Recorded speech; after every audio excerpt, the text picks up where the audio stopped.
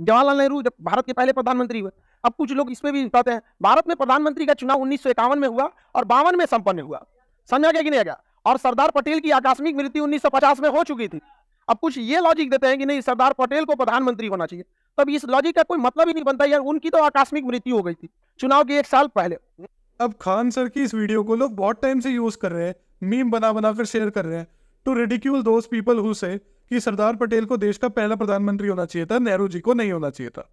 वो लोग जवाब में कहते हैं कि चुनाव हुआ पहला 1951 में और सरदार पटेल की उससे पहले ही अकस्मात मृत्यु हो गई थी, तो वो कैसे बनते? पर यह आर्ग्यूमेंट तब वैलिड होता जब देश के पहले प्रधानमंत्री नेहरू 1951 में बने होते।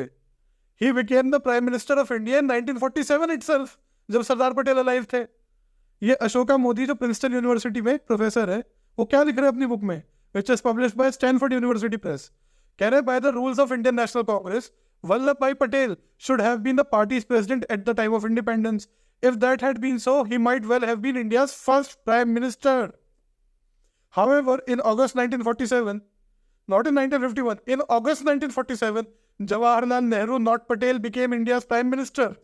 और आगे लिखते हैं लास्ट में, if Patel had become India's first prime minister, or if he had lived longer as Nehru's deputy, post-independence India would have taken a very different shape.